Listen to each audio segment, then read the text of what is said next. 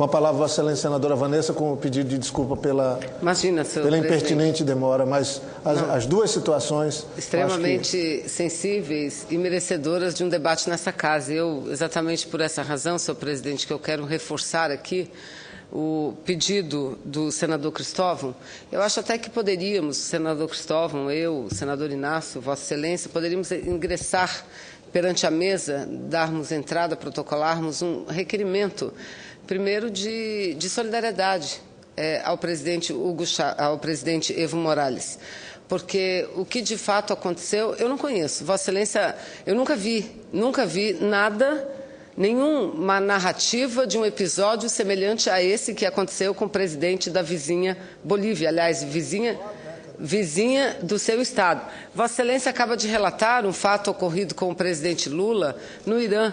Ali, senhor presidente, creio eu que possa ter até havido uma preocupação maior com a segurança do presidente Lula em decorrência do momento de insegurança, de conflito que aquele país vivia. Então, talvez fosse até isso, senhor presidente, um cuidado maior com a integridade do presidente Lula. Entretanto, o presidente da Bolívia, Evo Morales, pediu autorização para parar e abastecer e não ser permitida, senhor presidente. Por que não foi permitida? Porque havia e aqui chega o senador Inácio Arruda, havia uma suposição de que pudesse aquele senhor americano, que aliás fez uma denúncia contra atos de espionagem dos Estados Unidos na rede de internet do mundo inteiro, havia uma suposição de que esta pessoa, este cidadão americano, pudesse estar lá. E se estivesse, como disse o senador Cristóvão, se estivesse, o espaço de um presidente é como o espaço de uma embaixada, inviolável, senhor presidente. Então, eu lamento, a Espanha fez pior.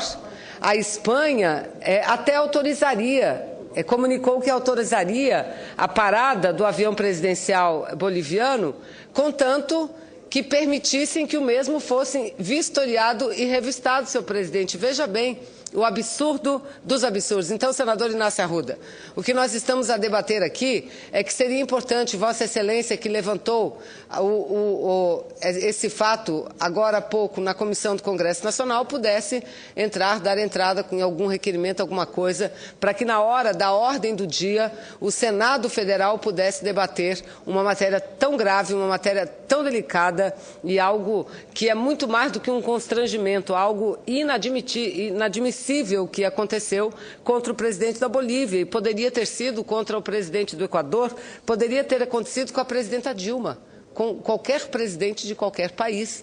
Então, nós estamos defendendo não só o presidente Evo Morales, mas defendendo a instituição, a autoridade que tem qualquer presidente de qualquer país do mundo.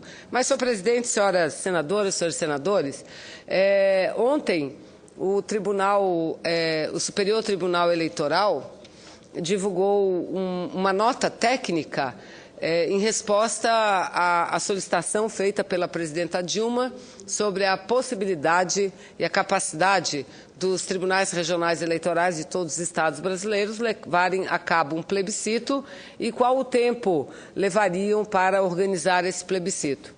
A resposta foi de que, no mínimo, seriam 70 dias, o que cresce a opinião, e podemos até dizer que já estamos chegando, quem sabe, a uma constatação de que, de fato, não teríamos tempo suficiente para a realização do plebiscito, não é?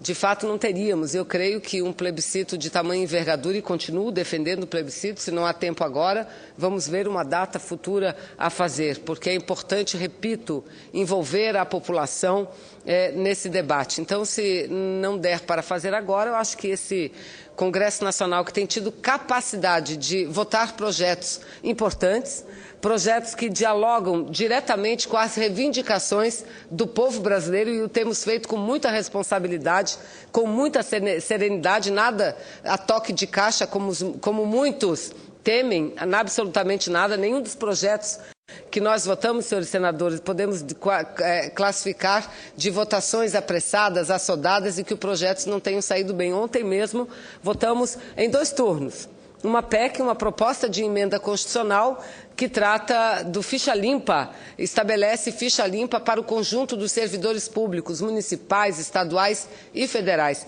E o projeto foi muito bem debatido, aliás. Quero aqui mais uma vez destacar o papel do relator, senador Eunício Oliveira, que fez uma busca na casa e coletou todos os projetos, sejam projetos de lei, sejam propostas de emenda à Constituição, e procurou, a partir daquelas proposituras, elaborar o seu substitutivo, que aprovamos aqui à unanimidade no dia de ontem. Então, senhor presidente, acho que da mesma forma como temos debatido essas matérias, repito, votamos REITUP ontem na Comissão de Assuntos Econômicos, nós precisamos também nos debruçar em relação a alguns pontos, pelo menos, da reforma política. E sobre isso, senhor presidente, quero dizer que li uma opinião com a qual discordo completamente, divulgada em um dos jornais hoje do país.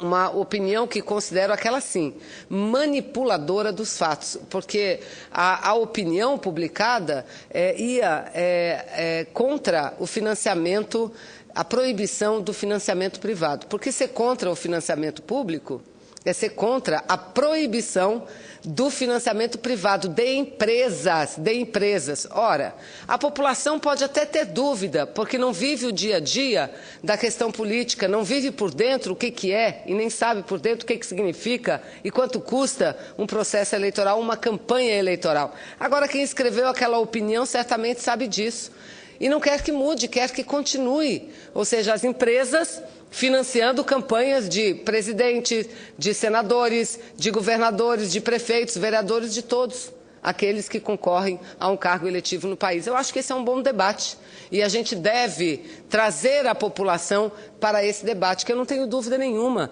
Mudar, eu aqui fico com a OAB e tenho certeza, absoluta convicção que a OAB fala dentro da mais completa responsabilidade. A OAB é uma entidade respeitada no Brasil inteiro, tem dito isso em todo lugar. Aliás, esteve ontem seu presidente aqui debatendo novamente a matéria a respeito do assunto, da importância e da necessidade de tirarmos a possibilidade de empresas privadas financiarem campanhas. Eu repito o que disse ontem dessa tribuna. Ainda como deputada, senador Inácio Arruda, eu apresentei um projeto de lei.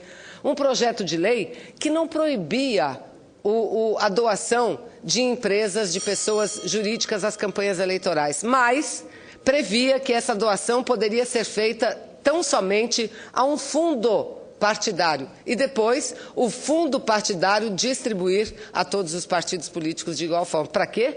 Para não ligar nenhum partido, nenhum candidato a qualquer doação de qualquer empresa e de qualquer segmento. Então, eu acho que com plebiscito ou sem plebiscito, agora, neste momento, nós precisamos aprofundar esse debate, assim como, repito, o debate sobre a representação de gênero no Parlamento brasileiro, senador Inácio Arruda. Agora mesmo nós temos uma reunião com a ministra Eleonora Meneguzzi, algumas deputadas e eu representando a Procuradoria da Mulher do Senado. Porque o Brasil, o país que tem a 7ª economia do mundo, 8,5 milhões de quilômetros quadrados, quase 200 milhões de habitantes, não pode continuar a conviver com um percentual tão pequeno e vergonhoso de participação feminina no parlamento.